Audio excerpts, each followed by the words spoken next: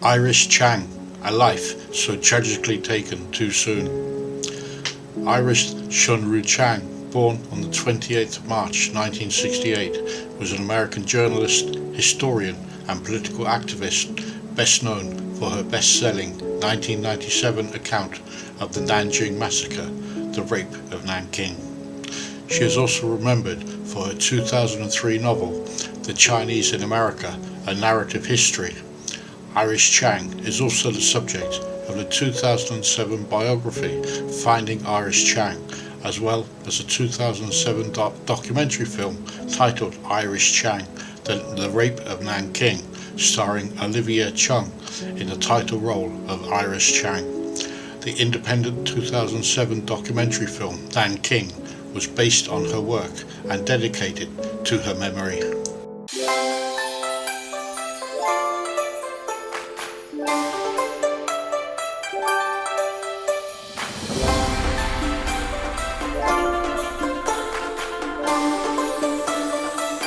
Life and education. Iris Chang was born in Princeton, New Jersey, USA, to a Taiwanese American family and raised in Champaign-Urbana, Illinois. Iris was the daughter of university professors Ying Ying and Shoujin Chang. Iris's parents had moved from China to Taiwan before moving again to the United States and had grown up hearing stories of the Nanjing Massacre, an event from which Iris's maternal grandparents had escaped. When she tried reading books on the topic in Champaign Public Library, Iris found there were none. Chang attended the University Laboratory High School of Urbana, Illinois, graduating in 1985. Initially a computer science major, Iris switched to journalism and earned a bachelor's degree at the University of Illinois at Urbana-Champaign in 1989. During her time at university, she also worked as a New York Times stringer from Urbana-Champaign and wrote 6 front-page articles over the course of 1 year. After brief stints at the Associated Press and the Chicago Tribune, she pursued a master's degree in writing seminars at Johns Hopkins University. She began her career as an author, lectured and wrote magazine articles. In 1991, Iris Chang was married to Bretton Lee Douglas, a design engineer for Cisco Systems, whom she had met in college. They had one son, Christopher, who was just 2 years old at the time of her suicide in November 2004. In the final years of her life, Iris lived in San Jose, California. Writing career. Iris Chang found fame in writing 3 books that documented the experiences of Chinese and Chinese Americans in history. I will detail each of her 3 books in my next video, but include a brief account of each of her 3 books here. The first book of Iris Chang was titled Thread of the Silkworm and tells the story of the Chinese professor Qian Shusen during the infamous Red Scare of 1950s America. Qian was one of the founders of NASA's Jet Propulsion Laboratory and for many years helped the military of the United States debrief scientists from Nazi Germany. Despite his history, he was suddenly accused of being a spy and a member of the Communist Party USA and was placed under house arrest from 1950 until 1955 before his deportation back to China in 1955. On his return to China, Qian worked on the Dongfeng missile program and then the Silkworm missile, which was used by the Iraqi military during its war with Iran, as well as against the United States and other coalition forces during the Persian Gulf War, and then the 2003 invasion of Iraq. Iris's second book, The Rape of Nanking, The Forgotten Holocaust of World War II, was published in 1997 on the 60th anniversary of the Nanjing Massacre and was motivated in part by the stories shared by her own grandparents about their escape from the massacre.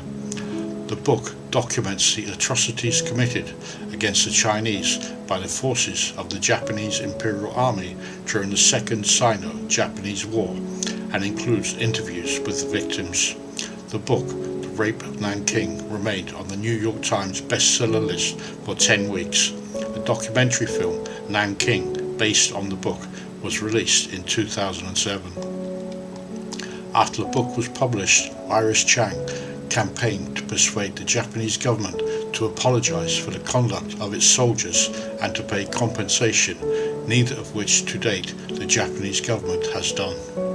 Iris Chang's third book, The Chinese in America, A Narrative History, published in 2003, is a historical look at the lives of Chinese Americans and argues that their treatment is as perpetual outsiders by American society.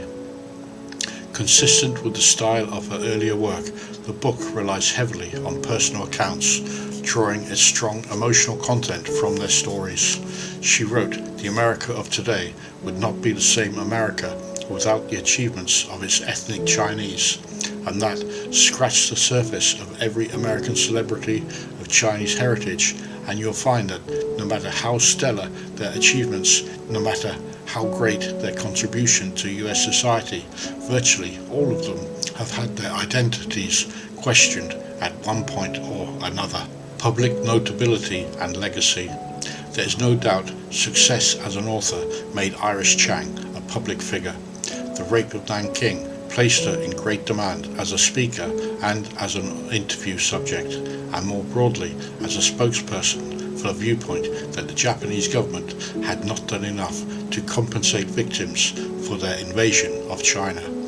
In one often mentioned incident as listed here by the Times of London, she confronted the Japanese ambassador to the United States on TV, demanding an apology, and expressed her dissatisfaction with his mere acknowledgement that really unfortunate things happened. Acts of violence were committed by members of the Japanese military. It is because of these types of wording and the vagueness of such expressions that Chinese people, I think, are infuriated, was her reaction. Iris Chang's visibility as a public figure increased with her final work, The Chinese in America. After her death, she became the subject of tributes from fellow writers.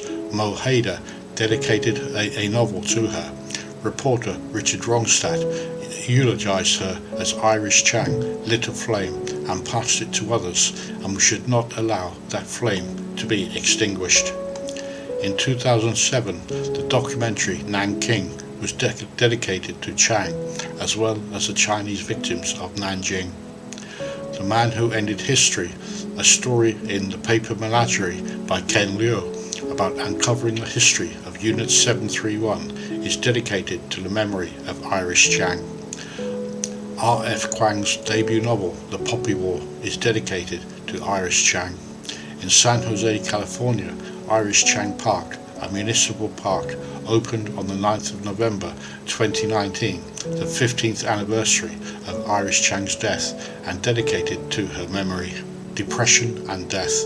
Iris Chang suffered a nervous breakdown in August 2004, which her family, friends and doctors attributed in part to periods of constant sleep deprivation, dozens of herbal supplements, as well as heavy doses of psychologically damaging prescription medication.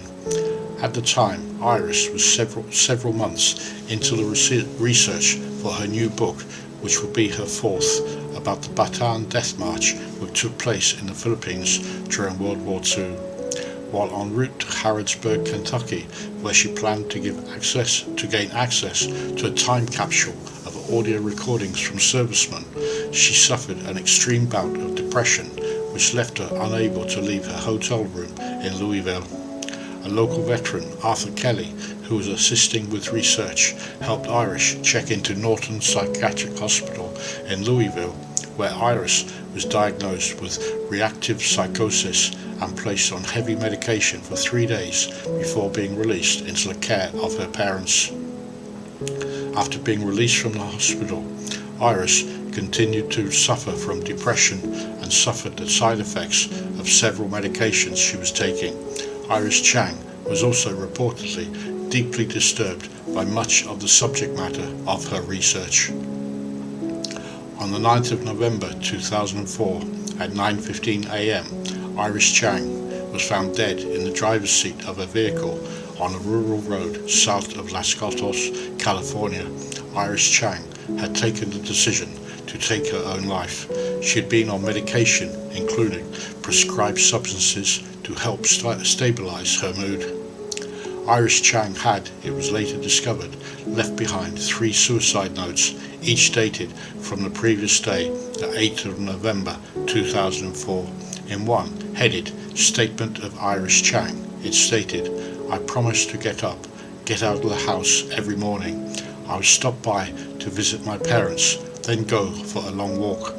I will follow the doctor's orders for medications. I promise not to hurt myself. I promise not to visit websites that talk about suicide." The next note was a draft of the third. When you believe you have a future, you think in terms of generations and years. When you do not, you live not just by the day, but by the minute.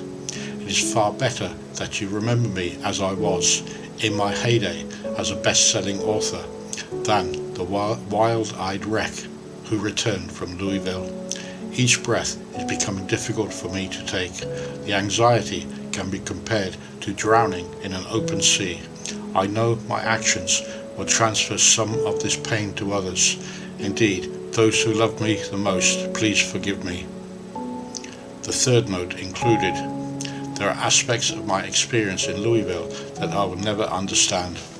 Deep down, I suspect that you may have more answers about this than I do.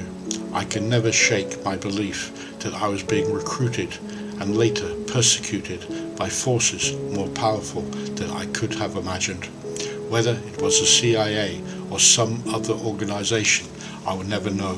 As long as I am alive, these forces will never stop hounding me." Days before I left for Louisville, I had a deep foreboding about my safety. I sensed suddenly threats to my own life, an eerie feeling that I was being followed in the streets, the white van parked outside my house, damaged mail arriving at my P.O. box. I believe my detention at Norton Hospital was the government's attempt to discredit me.